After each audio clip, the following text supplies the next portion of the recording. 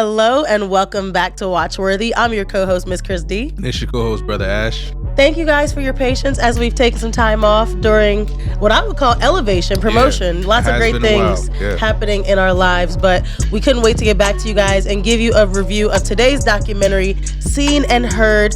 It's all about the Black journey and Black history of Black people on television and representation, seeing ourselves on TV. You know, just think back to some of the other episodes we've had where we talked about like Power Rangers and what it's like to see yourself as a little kid on TV. So this documentary comes to us from HBO, 2 parts. It's got Issa Rae, Tyler Perry, Oprah Winfrey. So I was just like geeked because I've always loved, you know, television and film. And they broke out the big dogs. It's just great when you can have all your Black legends in television and film get together and sit for a documentary. I heard Issa on social media call this like a comprehensive kind of, nobody's documenting our history like this, so shout out to her for even having this idea. I'm sure it took many great people to come together and make this film, so I'm glad that it happened. And let's jump into what we learned. It was really eye-opening. Yeah, so this documentary actually started out with Anthony Anderson, which I thought was cool. I remember seeing him, you know, kind of come out in the early 2000s. Remember Kangaroo Jack? Yeah, Kangaroo Jack. That's the first movie. I think of that, and I think of the Barbershop movie where he was trying to steal the ATM. So it's always rare to have.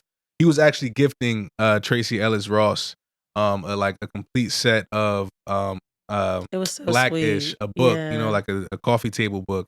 It was really nice, and you know, it's just so rare to have a show like that go on for 8 seasons and get spinoffs like, you know, Grown-ish, Mixed-ish. You know, that show for this generation was, you know, was huge. You know what I'm saying? And having that representation, and that's kind of where the documentary started.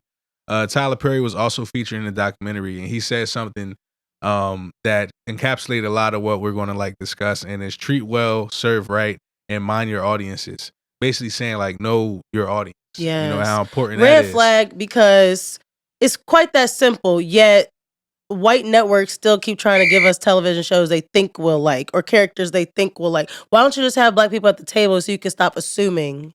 I would hope that a lot of people don't do that anymore, because like it's proven what, you know, Black producers can do with Black stories. Right. Only Black producers can really do justice to Black stories. Right. So flashback to the Chitlin Circuit, which is, you know, the first, you know, opportunities, you know, all Black bands coming out, they would hit the Chitlin Circuit. This is like the little, you know, bars that Black people was allowed to go into, you know, back in the day, and all the way up till now. So when Tyler Perry was, you know, doing his plays, he was hitting the Chitlin Circuit. Right. You expect that your own people will come out and support you and show up for you, hopefully. And that's what it was. It was us that was, you know, selling out those, you know, auditoriums for those Tyler Perry plays. My family definitely had the Tyler Perry DVDs. Man, my grandma had all the VHS joints. So, and then also the documentary, like I said, has a lot of heavy hitters. So Oprah Winfrey was on the documentary as well. She grew up with no representation at all on TV. She, you know, her favorite actress growing up was a white girl. That red flag. Oprah told her herself, she was like, listen, y'all, there was nobody that looked like me in the magazine, so I had to cut out a white lady who had a wide nose. That was the only thing she could relate to. Yeah, so it was not on magazines, not on TV, billboards. It was no Black people really being seen back then. I said Black then. Most Black people didn't even have TVs when Oprah was a kid. Right. I forget that. Yeah. We 90s babies. By the time we was around, most of we everybody had like 2 had a TVs. TV. Yeah. You might go to an older relative house who don't have a TV, but like even my grandma had a TV when I was growing up. But yeah, 50s, 60s, they did not. Oprah said she grew up in like a shack in Mississippi. So and if you did see representation of Black people, it was characters like Buckwheat, Amos and Andy. Amos and Andy was created by white people. And red flag. And that's one of those shows where the NAACP came out and said, nah. No. You know, the NAACP likes to show up when they want to, and they fortunately got that show canceled. They said, as a collective of educated Black folk, we just want to say we do not fuck with these. No, Amos and Andy was a no. We do not know these niggas. We don't fuck with them. Don't affiliate them with our cause or nothing. But that just goes to show, like, we had to speak up for ourselves because they were writing Black characters, and Black people were like, "Wait, we don't act like that." So Debbie Allen, also featured in the documentary, said, "When is it going to change? Like, when is this depiction of black people in the media, wrongful depiction, going to change? And when is it going to be deemed wrong to, exploit black actors like this and to not give them the fair opportunities to tell their own stories or, stories that's actually real? Like, y'all, I don't know if y'all seen Amos and Andy, but like, I never watched it, but what used to happen? Was it just like a Three Stooges type of thing? Like, kind of like, but the clips, I didn't watch it either, but the clips just seem like these two dumbass black niggas, you know what I'm saying? Like, and they kind of like, when is this going to change? Like, we tired of seeing this. Right. So, flashback to Lena Horne, Sidney Poitier, Harry Belafonte, Sammy Davis Jr., celebrities who really used their reputations during the civil rights movement to, advocate for change. Like, that's everything. That's everything. Like, if you have a foot in the door and you have a seat at the table, you better be making sure that you speaking for the rest of us up there, It's a lot easier now. Back in the day, it was hard back then. You leverage your career to, to speak on issues. I got on the Muhammad Ali shirt, when he went political and he changed his name. You pay for it usually. Some type of way they hit you. So it was important during that time to have famous black people involved more for that reason. Because it showed a more united front of us. You know what I'm saying? Nowadays, like, we got the Kanyes and them. They too good for us down here. And I'm glad you brought that up because I feel like everybody, and J. Cole kind of touched on this before, everybody don't got to be a civil rights activist, but we should all at least be aligned for us. Yeah. And I do feel like it'd be black people in the media now that kind of forget how important that is. I ain't going to say no names, but so let's move forward. So now TV representation is starting to grow a little bit. Characters like Diahann Carroll and Julia, Nichelle Nichols as Uhura in Star Trek. So we're starting to see more positive. You know what I'm saying? That was groundbreaking to have her in that light. And that was a huge show. Everybody knows Star Trek. So this brings us to the question: black people are intelligent and beautiful. Why don't we see more black people on TV?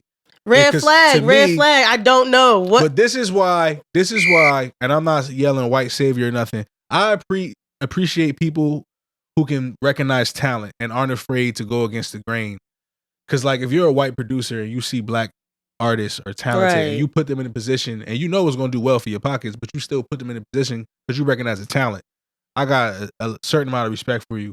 Yeah. You know what I'm saying? Like, so. Well, I mean, we recently talked about how some of our favorite white artists had to get white management to kind of get ahead. Yeah. Whitney Houston, NWA, they all leveraged white people in the industry. So that's the thing though, it is possible to work together. So why aren't we see that a lot in music? How come we haven't seen that more in television?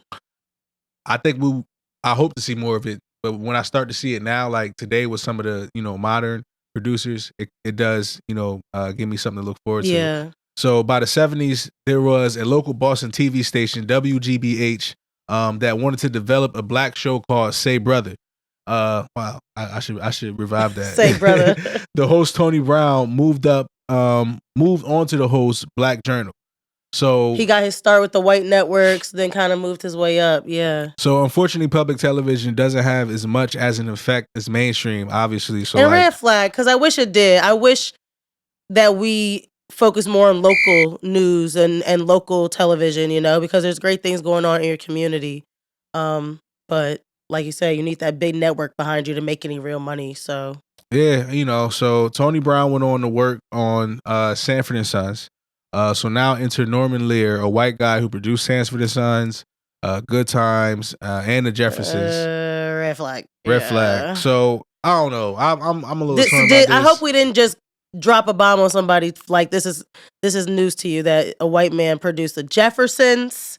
Yeah. Freaking Sanford and Sons and Good Times. Those are every black household's like staples. I grew up watching all those shows because my mom was from that era. And yeah, like. Sorry to break the news. But to me, I don't know. Like I'm kind of torn because I like those shows. And I feel like he did it tastefully. I feel like those shows, whether you like it or not, whether you like what, light they painted Red Fox in, or the fact that the Jeffersons was living in the projects, it opened up doors for more black actors later on. Yeah. So, I don't know. Listen, this is what I'm saying. Like, sometimes we do need to rub shoulders with the people in charge and they happen to be white, but that's when he could hire some black writers to tell us like, hey, I think I'll fund this show, but I'm not going to write it because I don't know. It's a step-by-step thing. Yeah. Because so now we getting roles that are more realistic, but it's always in a comedic light. You know what I'm saying? It's always like they poor, or they always trying to find a break type, that type of perspective. Now we want to talk about Insecure. Larry Wilmore stepped in more so as a mentor for Issa Rae. She was a fresh talent that can make writers think outside of the box. Yes, and Issa Rae was a very different type of personality, I would say, compared to what you might think a Hollywood producer is. Yeah, sorry to cut you off. I just get excited about Issa Rae because I literally see myself in her. She's like the millennial Oprah for me. Like, she started off with the web series, and like she said, sometimes you just need fresh talent. They keep pulling from the same writers and the same directors, and we keep getting the same outcome. And sometimes when you take a shot, when you're like a starting out, or up and coming, broadcasting shit, whatever, you take a shot on that, that kid, that weird, awkward character, they end up hitting big for you. Right. You got to think about situations like the Cosbys. So many networks turned down the Cosbys. I'm surprised. Like, I guess because it turned out to be such a hit too, but they didn't know that before it got picked up. They said a lot of the major networks didn't like them. NBC took a chance when they took it because they were trying to compete for more, views against the other big networks who had all the good shows. So they took a chance on the Cosby Show. And speaking of the Cosby Show, we know that Malcolm Jamal Warner, he was featured in the documentary. Yeah. He's since passed away. And even his passing, really touched a lot of people. They felt like they knew him because the Cosbys and everyone who was on that show was in our households every day almost. And so Theo, man. Yeah. That was one of my favorite characters on TV growing up. It's Theo. Just so sad to hear about his passing. But he was featured in the documentary. They filmed before that, obviously. And he was said, acting. He was influenced in his acting by people like Gary Coleman on the Different Strokes. So this is what we're trying to say here as far as like representation. Like, if you have never seen yourself before, what do they say? If you can't be it until you see it. Yeah. And so Gary Coleman influenced Malcolm Jamal Warner, who's going to influence Kenan Thompson, who's going to influence, you know what I'm saying? Like, it just keeps going on and on and on if we pull up as we climb, And so Warner said that he watched Bill Cosby, take Bill for what he is, whatever, if you like him or not. But we're talking about the TV and representation and what he did back then. Yeah. And Warner was talking about how Cosby had to battle with the networks constantly. Like, they were like, oh, no, we don't want that on TV. Oh, we don't want it that way. He was like, no, this is my show. It's called The Cosby Show. Yeah. And we're going to do what I say. So he really had to push back on that. And there were other, TV directors on this documentary, like the creator of Dear White People. He said, our history is already fragile, so it's hard to cancel Black people. That's probably why people struggle with Bill Cosby and whoever else that we've been canceling lately. But because it's so ingrained in our history, and we barely have any history as it is. So to take that away from us, we're like, oh, I don't want to stop watching A Different World. Like, I also think we gotta address people for who they are. Yeah, it's not necessarily our job to judge people for what they did. But when you take a Bill Cosby, you look at, what he has done for Black entertainment, right, in his whole. Just leave it there. Yeah. You know what I'm saying? Like, let's just address that. And like Cosby, I thought it was even funny how they talked about, his relationship with younger comedians like Eddie Murphy. Yeah. That little snippet they did was hilarious. But yeah. And so they had other folks on here featured like Lena Waithe, Debbie Allen. Shout out to Debbie Allen because, she was able to mentor people and bring them up. And I just love to see them talk about some of their mentors and mentee relationships. And so they both spoke about how A Different World, that show in itself really talked about political topics and real life issues for young adults. And that they were like, oh my gosh, everybody almost lost it when we did the AIDS episode. Like, oh my gosh, remember when shows were like talking about real world issues and people were like, this might be too much for prime time. No, this is what's happening in middle America. Yeah. Black people know because we're living through it. So we could talk about it. And who's best to talk about it than us, And so that's when hip hop culture started to come around in the late 80s, early 90s. And the genre really broke all respectability politics. We already know that. Yeah. They said F the police. They said whatever they wanted to. And so that really made networks want to censor Black people even more, unfortunately, when we barely even had any opportunities. So In Living Color, that's like one of the shows at the time. Arsenio Hall. I used to love watching In Living Color. These are really the only two shows that at the time that were really you could see hip hop on television. And I just want to say red flag, not so much like a bad thing, but like this is just more like a red flag reminder. This is why it's important to like keep the recipes. Right. Like, even though I wasn't of the generation of the Jeffersons and even technically in Living Color, my parents still made sure I watched that stuff to see what it looked like. So then when actors my age, you know, got on TV, I knew it was bigger than just That's So Raven. Like, you know what I'm saying? Like, this is big. So Raven Simone been at it since she was 3 years old. We gotta keep the recipes and pass them down. You know? Yes.